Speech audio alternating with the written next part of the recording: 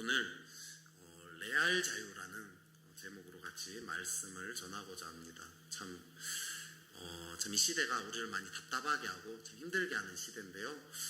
이 시대 가운데서도 우리가 자유를 경험하는 그런 시간 되면 좋겠습니다. 제가 고등학교 시절에 브레이브하트라는 영화가 나왔습니다. 그 당시에 이 영화는요, 엄청난 선풍적인 인기를 끌었던 영화입니다. 이 영화는 잉글랜드에 대항해서 싸우는 스코틀랜드 독립투사 윌리엄 월레스에 대한 이야기입니다. 윌리엄 월레스가 잘 싸우다가요, 나중에 이 귀족들한테 배반을 당해서 잉글랜드한테 잡히는 장면이 나옵니다. 그리고 마지막에 이 광장에서 교수형에 처하게 됩니다. 근데 여기서 진짜 유명한 장면이 나옵니다.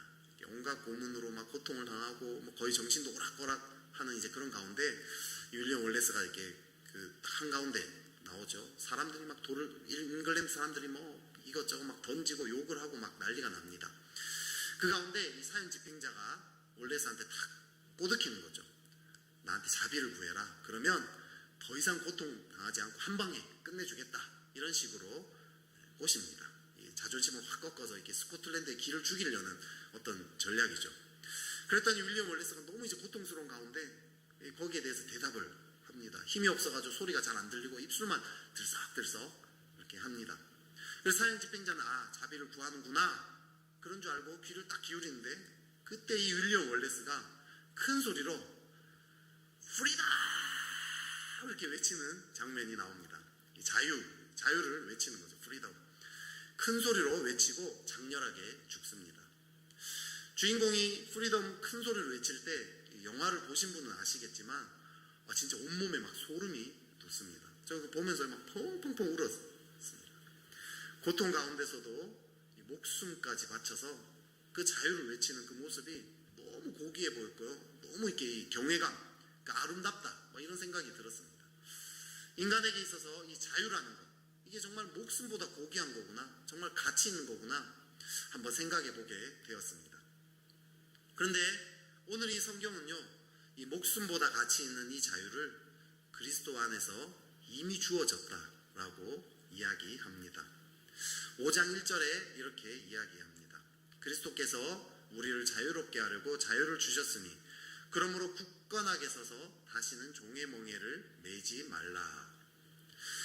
주님께서 이미 이 자유를 주셨다라고 이야기합니다. 그럼 우리는 이 자유를 실제로 경험하고 있는가의 문제에 부딪힙니다.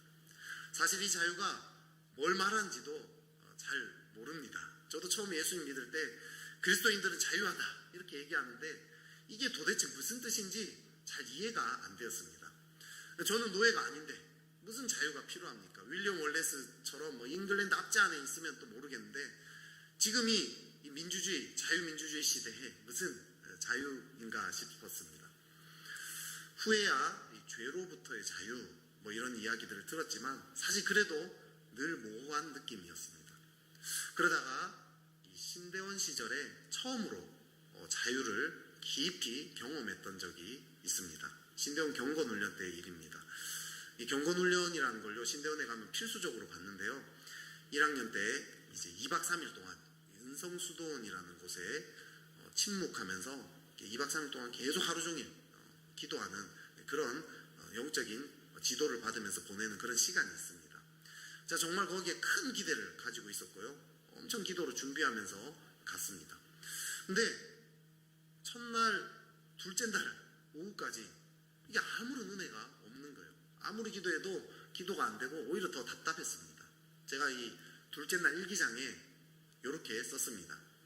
오후 2시 20분 반드시 이 시간을 통해 하나님을 체험해야 한다는 부담감, 그렇지 않으면 실패했다는 생각, 김땡땡에 대한 열등감과 미움, 기도에 들어가지지 않고 짜증나고 답답하다, 혈루증 여인의 상황에 내가 이입되지도 않는다, 이게 실제 내 감정인지 내 생각인지 분별도 안 된다, 잡생각만 계속 나고 화가 난다, 너무 혼미하다, 도무지 어떻게 해야 할지 모르겠다, 무엇이 옳고 그른지도 모르겠다, 누군가가 나를 좀 이끌어줬으면 좋겠다. 저의 답답한 마음이 느껴지십니까? 그런데요, 감사하게도 저녁 시간에 제 마음이 조금씩 드러나게 됩니다. 저녁 시간, 나는 영적으로 괜찮은 사람이다를 주장하고 싶었다. 나는 기도를 이 정도로 잘할 수 있는 사람이다를 드러내고 싶었다. 김땡땡도 반응했는데 내가 못하면 쪽팔리니까 인정받고 싶다. 나는 괜찮은 사람이야. 나는 기도도 잘하는 괜찮은 사역자라를 주장하고 싶다. 내 모습이 점점 드러난다.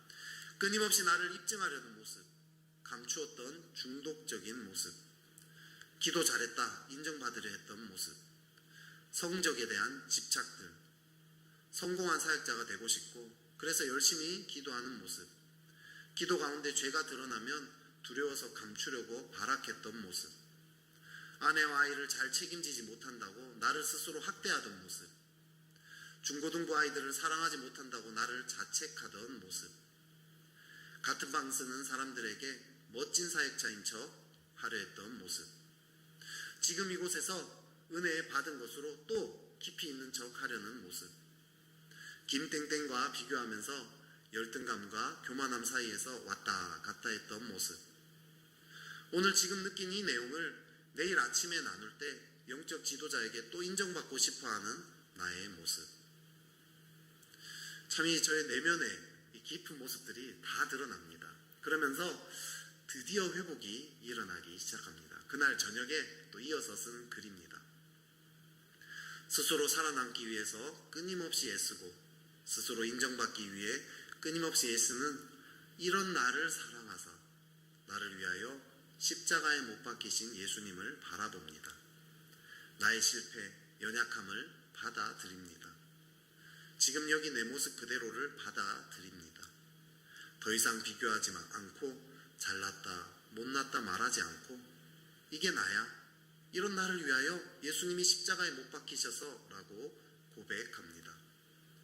내가 되고 싶은 나, 되려는 나가 아니라 지금 초라하고 부족한 나를 정직하게 대면하고 통곡합니다. 이렇게 기도하면서 여러분 제가 어떻게 되었을까요? 앞서 이야기한 것처럼 자유를 경험했습니다. 이게 자유이구나 알게 되었습니다. 내가 어떤 모습이든지 간에 사랑받습니다. 내가 어떤 행동을 하든지 사랑받습니다. 이제 더 이상 사랑받기 위해서 노력하지 않아도 됩니다. 이제 가면 쓰지 않아도 됩니다. 더 이상 경직되지 않습니다. 가면이 들킬까봐 불안해하고 두려워할 필요도 없습니다. 심지어 내가 어떤 죄를 짓고 어떤 행동을 한다 할지라도 여전히 사랑받습니다. 이것을 알게 되니까요, 마음이 자유해졌습니다. 제 마음이요, 깃털처럼 가벼워졌습니다.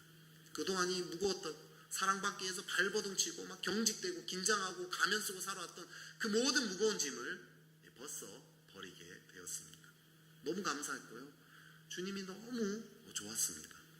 아, 정말 천국이란 이런 곳이구나, 이런 생각이 들었습니다. 늘 내 마음이 이렇게 늘 자유하면 얼마나 좋을까. 내 마음이 늘 이런 상태로, 자유한 상태로 살았으면 좋겠다, 이런 생각이 들었습니다. 그런데요, 좀 시간이 지나면서 이 자유가 내 마음이 자유해지는 것, 이것만이 목적이 아니라는 것을 알게 되었습니다. 진짜 목적이 따로 있더라고요. 그건 뭐냐면 내 마음이 그냥 자유해지는 게 아니라 하나님께 자유롭게 나아가게 하는 것, 이것이 참된 자유임을 알았습니다.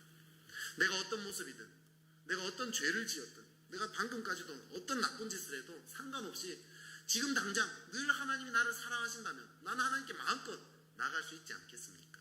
우리는 언제든지 하나님께 나아갈 수 있습니다. 이것이 하나님이 우리에게 주신 자유의 진정한 의도임을 알았습니다. 아이들을 키우다 보면요, 아이들 자주 싸웁니다. 싸우면요, 상황을 잘 보고 이게 좀 혼낼 만한 상황이다 싶으면 혼내는 거죠. 근데 가끔씩 제가 혼내다 보면 자기가 혼나면서 자기가 막 더 분노하는 그런 때도 있습니다. 나는 싸울 만한 합당한 이유가 있었다, 내 잘못은 없다, 막 이렇게 생각하는 아이들이 있죠. 근데 아빠는 사실 상황을 잘 살펴보지 않았습니까? 근데 자기는 잘못이 없다고 막 이렇게 생각하면 그때부터 아빠랑 묘한 이 대치 관계가 펼쳐집니다. 이게 아빠가 힘이 세니까 자기가 뭔가 대적할 수는 없지만 마음으로는 순복하지 않는 거죠. 이런 대치 관계가 생기면 어떤 일이 벌어지죠? 제일 큰 문제가 뭘까요? 아빠가 자신을 미워한다라고 생각하는 거죠. 그래서 아빠랑 관계가 멀어집니다. 아빠한테 다가오지를 못하게 되는 거죠. 마음껏 편하게 다가오지를 못합니다. 그러다가 이 아이가 마음을 바꿔서 아빠한테 이렇게 다가와서 이렇게 얘기합니다. 아빠, 제가 잘못했어요.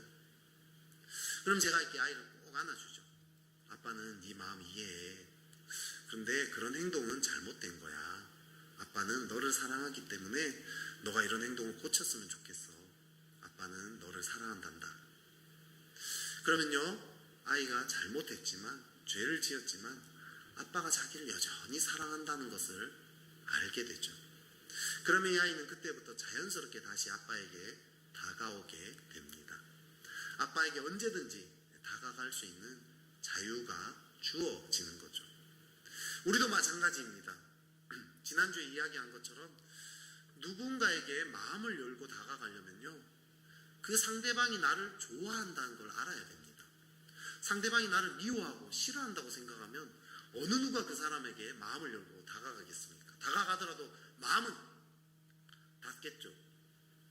하나님이 나를 사랑한다는 것을 알아야지 우리는 하나님께 마음을 열고 다가갈 수 있습니다. 우리가 어떤 모습이든 어떤 행동을 했든 내가 어떤 상황이든 하나님이 나를 사랑한다는 걸 알 때, 그때 우리는 하나님께 마음껏 나아갈 수 있습니다. 이것이 은혜의 가장 핵심적인 이유입니다. 우리가 어떤 모습이든 하나님께 마음껏 다가갈 수 있도록, 그런 자유를, 하나님을 향한 자유를 누리게 하기 위함입니다. 저도 그랬어요. 많이 이야기했지만 저는 이렇게 과거에 참 만화 중독이 심했습니다. 아까 일기에서도 감추었던 중독의 모습이라는 그 살짝 이렇게 나오지 않았습니까? 과거에는 새벽 늦게까지 만화책을 참 볼 때가 많았어요. 그러고 나면 하나님께 나가는 게 너무 힘들었어요. 아무리 기도하고요, 막 며칠 동안 회개하고, 하나님 이제 다시는 그러지 않겠습니다. 이제 정말 벼다 되고 싶습니다. 도와주세요. 그렇게 한 일주일을 막 그렇게 기도해야지 겨우 이렇게, 하나님 이제 나를 좀 용서해 주셨구나. 그럼 마음이 조금씩 열렸습니다. 근데 점점점 하나님을 알아가면 알아갈수록 그 은혜가 뭔지, 정말 하나님이 나의 행동이랑 상관없이 그냥 하나님이 사랑이기 때문에 나를 사랑한다는 걸 알게 되면서 점점 회복이 빨라졌죠. 만화로 또 무너져도요, 하루 이틀만 기도하면 그냥 하나님 사랑이 믿어졌습니다. 그 은혜를 알고 믿으면 내가 어떤 모습이든지 간에 하나님께 나아갈 수 있게 됐고요. 회복이 빨라졌어요. 그러니까 회복도 빨라지고요, 하나님께 나아가는 것이 쉬워지니까 점점 더 만화책 자체도 참 별로 원해지지 않더라고요. 우리가 하나님의 은혜를 알면요, 점점 하나님을 향한 자유가 생깁니다. 그런데 이걸로 이렇게 다 끝나면 좋은데 사실은 또 한 가지가 더 있습니다. 이 자유 때문에 문제가 발생할 수 있다는 거죠. 인간이 이 자유를 남용합니다. 내가 무슨 행동을 해도 하나님 나 사랑하시니까 그러면서 죄를 마음껏 짓는 거죠. 죄를 지을 핑계거리가 생겨나는 거죠. 내 마음대로 만화책을 봐도 하나님 나 사랑하시니까 계속 만화책 봐도 괜찮겠네. 이런 식으로 자유를 남용하는 일이 벌어집니다. 사실 하나님의 사랑을 정말 경험하면요, 만화책 자체가 별로 매력적이지 않기 때문에 그 죄로부터 벗어나게 됩니다. 죄 자체로부터 자유롭게 됩니다. 근데 문제는 머리로만 이 자유를 알 때 문제가 발생하는 거죠. 머리로만 하나님 사랑을 알면 자유를 남용하게 됩니다. 과거에 어떤 영화에서요, 악한 살인마가 살인을 저지르면서 동시에 나 같은 죄인 살리신 이걸 부르더라고요. 거룩한 것이 완전히 짓밟히는 느낌이 들어가지고요, 제가 그때 정말 이렇게 속이 막 쓰리더라고요. 하나님을 자기 양심을 달래는 어떤 도구로 쓰는 거죠. 이용하는 거죠. 악한 행위입니다. 성경이 이야기하는 이 자유는 하나님을 향한 자유도 있지만 그걸로 끝나지 않습니다. 더 나아가서 죄를 지어도 하나님께 나아갈 수 있는 이 하나님을 향한 자유뿐만 아니라 죄 자체로부터의 자유도 이야기한다는 거죠. 사실 이 갈라디아서 1장부터 4장까지 내용이 죄를 지어도 하나님께 마음껏 나아갈 수 있는 하나님을 향한 자유를 이야기했다면 5장, 6장은요, 죄 자체로부터의 자유를 많이 언급하고 있습니다. 사실 우리는 늘 이 죄로 인한 내적인 갈등이 있지 않습니까? 17절에 이렇게 이야기합니다. 육체의 소욕은 성령을 거스르고 성령은 육체를 거스르나니 이 둘이 서로 대적함으로 너희가 원하는 것을 하지 못하게 하려 함이니라. 육체의 소욕과 성령 사이에서 갈등이 있는 거죠. 죄라는 것을 알면서도 자꾸 짓고 싶은 마음이 있습니다. 근데 성경은 이로부터 자유하는 비결을 이야기합니다. 16절도 한번 읽어보겠습니다. 내가 이르노니 너희는 성령을 따라 행하라. 그리하면 육체의 욕심을 이루지 아니하리라. 성령을 따라 행하면 육체의 욕심을 이루지 않는다 합니다. 또 우리 18절도 한번 읽어보겠습니다. 너희가 만일 성령이 인도하시는 바가 되면 율법 아래에 있지 아니하리라. 육체의 욕심도 이루지 않고요, 율법 아래에 있지 않는 그 자유를 얻게 된다는 거죠. 죄로부터 완전히 자유롭게 된다는 거죠. 이 자유는 그럼 어떻게 옵니까? 성령의 인도하시는 바, 성령을 따라 적극적으로 행할 때 우리는 죄로부터 자유하게 됩니다. 그럼 어떻게 성령을 따라서 행할 수 있을까요? 오늘 본문에서 가장 많은 분량을 차지하는 것이 있습니다. 그것은 육체의 일이 무엇인가, 또 성령의 열매가 무엇인지를 구체적으로 설명하고 있습니다. 육체의 일은 음행, 더러운 것, 호색, 우상숭배, 주술, 원수 맺는 것, 이렇게 쭉쭉쭉쭉쭉 나열하고 있어요. 그리고 또 반면에 성령의 열매는 뭔가, 사랑과 희락과 화평과 이런 식으로 또 쭉쭉쭉 나열을 하고 있습니다. 설명이 아주 많아요. 육체의 일이 어떤 것인지, 성령의 열매가 어떤 것인지 아주 구체적으로 하나하나 가르쳐주고 있어요. 왜 이랬을까요? 이것은 분별을 위함입니다. 죄로부터 자유하기 위한 첫 번째 조건은 분별입니다. 우리는요, 우리 마음에서 일어나는 일이 육체의 일인지 성령의 일인지 명확하게 분별할 수 있어야 합니다. 근데 문제는 우리가 자꾸 죄를 지을 때 합리화시키는 그런 경향이 있다는 거죠. 여러분, 내로남불이라는 말 들어보셨죠? 내가 하면 로맨스, 남이 하면 불륜. 내가 하면 로맨스라는 거예요. 죄를 짓는데 죄가 아니라는 거죠. 이유를 갖다 붙입니다. 이 죄된 행동을 계속해야 될 이유를 갖다 붙여요. 근데 이 이유라는 거는요, 만들어내기 시작하면 계속해서 만들어집니다. 인간이 얼마나 창의적인지 모릅니다. 죄를 짓는 데 있어서는 어마어마한 창의성을 발휘합니다. 이 행동은 그렇게까지 나쁘지는 않아. 이 행동은 그 외로운 사람을 돕는 일이잖아. 그 사람 지금 남편이랑 같이 살고는 있지만 버림받은 것이나 다름없어. 내가 안 도우면 저 사람 자살할지도 몰라. 지금 이 일은 사람을 살리는 일이야. 또 누군가를 미워할 때도요, 막 끊임없이 핑계가 만들어집니다. 저 사람 잘못 때문에 지금 공동체 전체가 막 흔들리고 있잖아. 저 사람 때문에 공동체가 무너지는 거 나 더 이상 두고 볼 수가 없어. 저 사람 저 행동 때문에 안 그래도 힘들었던 그 박 집사 지금 얼마나 고통당하고 있는지 너도 알잖아. 이런 생각들이 머릿속에서 돌아가죠. 내 행동을요, 정당화시킵니다. 큰 잘못을요, 소소한 잘못으로 만들고요, 아니 더 나아가서 그 악한 행동을 정의로운 행동처럼 포장시켜 버립니다. 또 핑계도 많이 대죠. 나 지금 너무 우울하고 힘드니까 술 한잔 해야 돼. 술 한잔 정도는 괜찮잖아. 그건 남들을 해치는 행위도 아니고 나 혼자만 그냥 마시는 건데 뭐. 기도하고 말씀 봐야 된다는 거 알긴 아는데 오늘은 좀 쉬자. 오늘은 너무 피곤해. 또 요즘 보니까 김권사 보니까 요즘 새벽기도 잘 안 나오던데 나는 김권사보단 낫지 않니? 그래, 큰 문제 없어. 이런 식으로요, 이유는 한번 만들어내기 시작하면 계속해서 생겨납니다. 성령을 따라 행하려면요, 이런 것들을 명확하게 분별해야 합니다. 거기서 시작하죠. 지금 내가 하는 이 행동, 또 이런 마음가짐, 이것들이 육체의 일이구나, 이것을 단정을 지어야 합니다. 명확하게 단정 지을 때 우리는 그것을 멀리 할 수 있는 거죠. 모호하게 남아있으면 멀리 해야 될지 계속 가까이 해야 될지 애매합니다. 또요, 단정을 지어야지 그 행동을 내가 했다 할지라도 또 다음에 회개할 수 있죠. 이후에 회개할 수 있는 힘이 생깁니다. 합리화하는 것을 그쳐야 돼요. 핑계대는 거 그쳐야 돼요.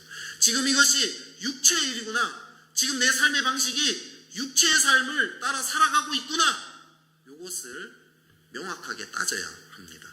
이것이 첫 번째입니다. 근데 명확하게 또 따졌다 할지라도요, 우리는 내 이게 육체에 있는 걸 알겠는데도 계속 그 일을 하고자 하는 또 경향이 있습니다. 그래서 두 번째, 십자가에 못 박아야 합니다. 우리 24절을 또 같이 한번 읽어보겠습니다. 그리스도 예수의 사람들은 육체와 함께 그 정욕과 탐심을 십자가에 못 박았느니라. 여기서 이 십자가에 못 박았다라는 이 말은요, 좀 오해돼서 해석할 여지가 있습니다. 주님이 우리를 위해서 이미 행하신 일이 있죠. 그걸로 오해될 수 있는 거예요. 갈라디아서 2장 20절에 보면 내가 그리스도와 함께 십자가에 못 박혔나니 이렇게 이야기합니다. 요때 요 십자가에 못 박혔다는 말은요, 주님이 우리를 위해서 이미 행하신 일, 또 우리도 이미 그렇게 행해진 그 일을 이야기합니다. 이미 이루어진 일 이야기합니다. 그래서 십자가에 못 박는다라는 표현을 쓰면요, 다들 이미 행하신 일, 이미 이루어진 일을 생각하기 쉽습니다. 그런데 오늘 헬라어 원어는요, 주님이 우리를 위해서 행하신 일이 아니라 우리가 해야 하는 일을 이야기합니다. 이미 이루어진 일이 아니라 우리가 앞으로 해야 할 일을 가리키는 것입니다. 우리가 스스로 우리의 육체를 십자가에 못 박아야 한다라는 뜻입니다. 그러면 이 십자가에 못 박는다는 것은 또 어떤 뜻일까요? 바울은 어떤 의미에서 이런 단어를 썼을까요? 바울이 이 단어를 쓴 것은요, 십자가에 못 박힌다는 것은요, 더 이상 뒤돌아볼 수 없다, 이런 뜻입니다. 포스트잇처럼 붙였다 뗐다, 못 박고 나면 붙였다 뗐다 이렇게 할 수가 없죠. 결국 이 말은 완전히 거부하고 단호하게 딱 돌아선다, 이런 뜻입니다. 육체에 대해서 단호하게 자세를 가져라, 이런 뜻이죠. 어물쩡 이렇게 머물러 있는 게 아니라 적당히 좀 싸워보다가 씨름하다가 끝내는 것이 아니라 완전하게 거기서 돌아서는 그 자세, 이것이 십자가에 못 박는다라는 뜻입니다. 존 스토트 목사님이 이렇게 이야기합니다. 우리를 따라다니는 죄들이 끊임없이 우리를 괴롭힌다면 그것은 우리가 한 번도 참으로 회개한 적이 없기 때문이거나 회개하고서 그 회개를 유지하지 않았기 때문이다, 이렇게 이야기합니다. 단호하게 돌아선다는 것은 그냥 내 생각으로 그냥 단호하게 끊어버린다, 이런 정도 아니에요. 정말 참으로 회개를 해야 된다는 거죠. 완전히 돌아선다는 뜻이죠. 이 성령의 도우심이 필요합니다. 육체의 일인지 아닌지 이걸 분별하는 것도요, 성령님이 도와주셔야 합니다. 성령의 능력으로만 깨달아집니다. 근데 더 나아가서 정말 이것을 돌이키는 것, 이것에는요, 성령의 도우심이 정말 필요합니다. 깨달아졌다라면, 이게 정말 육체의 일을 깨달아졌다라면 이걸 가지고요, 성령 앞에서 씨름을 해야 합니다. 회개하면서 이겨내야 되는 거죠. 계속 씨름을 하다 보면요, 아, 내가 이 육체의 일을 이걸 넘어섰구나, 내 영혼이 이것을 넘어섰구나, 내가 마음이 정말 여기서 돌아갔구나 라는 것을 깨달아지는 어떤 그런 감각이 오는 때가 있습니다. 내가 이것을 정말 십자가에 못 박았구나 하는 이런 영적인 감각이 올 때까지 우리는 씨름해야 합니다. 우리는요, 이런 막 회개해라 돌이켜라 하면요, 생각만으로 자꾸 십자가에 못 박아버립니다. 생각으로 그냥 십자가에 못 박아, 나 이제 돌이켰어, 회개했어, 입술로 고백했어 하고 끝내버리기 쉽습니다. 그게 아니라요, 말씀과 기도 가운데요, 이 정말 육체에 의해서 돌이키는 일은요, 정말 영적인 큰 전투가 있다는 거죠. 씨름을 통해서 정말 이 생각이 아니라 이 마음이 못 박았구나, 정말 이 내 마음에 있는 육체 일들이 정말 못 박혔구나, 이것을 깨달아질 때, 그때 우리는 정말 십자가에 못 박았다라고 이야기할 수 있습니다. 그리고 우리 마지막, 첫 번째 분별하는 것, 그리고 십자가에 못 박은 거라면 마지막으로 성령을 따라서 행해야 합니다. 우리 25절을 또 한번 읽어보겠습니다. 만일 우리가 성령으로 살면 또한 성령으로 행할지니. 아멘. 적극적으로 성령을 따라 행하는 거예요. 성령께 순종하려고 행하는 것입니다. 죄를 피하려고 하는 것만으로는 안 됩니다. 어린 시절에 알코올 중독인 아버지를 둔 자녀들이요, 이렇게 생각을 합니다. 난 어른이 되면 절대 아빠처럼 술 안 마실 거야. 그렇게 결단하고요, 그렇게 아빠를 미워하는데 본인도 나중에 알코올 중독에 빠지는 그런 일들이 많습니다. 왜 그럴까요? 여러 가지 이유들이 있지만 가장 큰 이유는 아빠처럼 안 해야지 하면서 그 안 해야 될 그 행동을 계속 떠올리기 때문이에요. 아빠가 술 마셨던 그 행동들 막 이걸 떠올리는 거예요. 폭력을 썼던 그 행동 계속 떠올리는 거죠.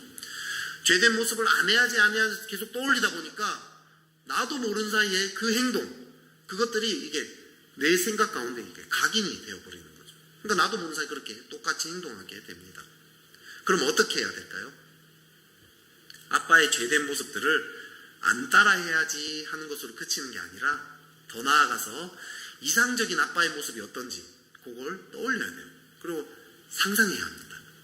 이상적인 아빠는 어떻게 살아갈지 이걸 생각해 보는 거죠. 그래야지 알코올 중독된 모습에서 벗어나 정말 변화될 수 있습니다.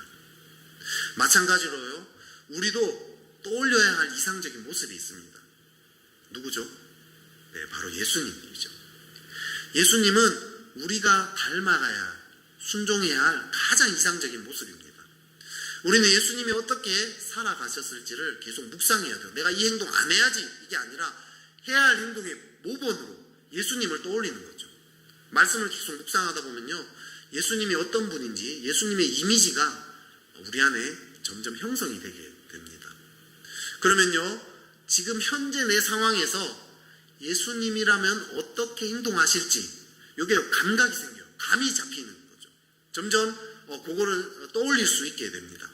그래서 우리는요, 성령께 적극적으로 순종해야 되는 거, 그것은 예수님이 지금 내 현재 삶에서 어떻게 살아가실지를 떠올리다 보면 성령께 순종할 수 있습니다. 성령이 가장 큰 역할이 뭐죠? 우리를 예수님에 대해서 알려주시는 거예요. 우리에게 예수님이 어떤 분인지 알려주는 거예요.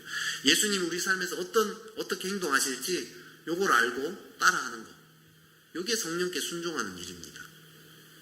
여러분 있었을지 떠올려 보십니까? 기도 가운데 그걸 떠올려 봐야 돼요. 어떻게 결정하셨을까? 지금 나의 이런 상황이라면 어떻게 행동하셨을까? 어떤 마음을 품으셨을까? 예수님이라면 지금 내 남편을 어떻게 대하실까? 내 자녀들을 어떻게 교육시켰을까? 예수님이라면 지금 이 학교 생활 어떻게 하셨을까? 공부는 어떻게 하실까? 직장에서 어떻게 생활하셨을까? 내 마음에 안 드는 그 또라이 상사 회식하자고 또 했는데 그럴 때 예수님이라면 뭐라고 말씀하셨을까? 또 그 회식 자리에서 또 상사가 또 라떼는 말이야 또 시작됐는데 예수님이라면 그 상사를 어떻게 대하셨을까?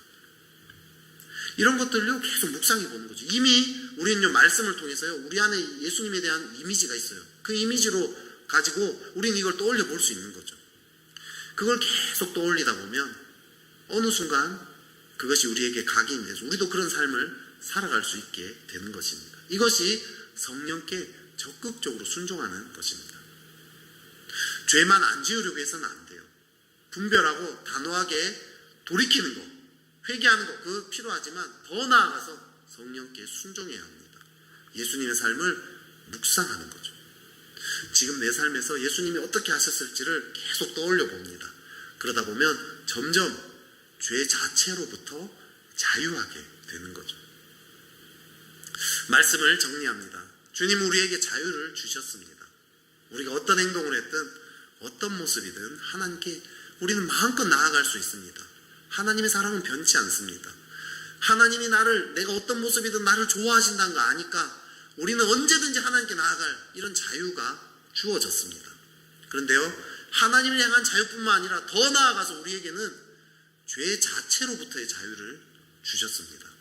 성령의 도움으로요, 죄가 무엇인지 분별하고, 그리고 명확하게 분별했다면 거기서부터 돌이킬 수, 십자가에 못 박아버리고요, 더 나아가서 예수님이 어떤 삶을 살았을지 적극적으로 깨닫고 묵상하면서 순종하며 나아가도록 성령께서 도와주십니다. 그럴 때 우리는 죄와 상관없는 죄 자체로부터 자유한 삶을 살아가게 될 것입니다. 그렇게 살아가는 저와 여러분 되기를 축복합니다.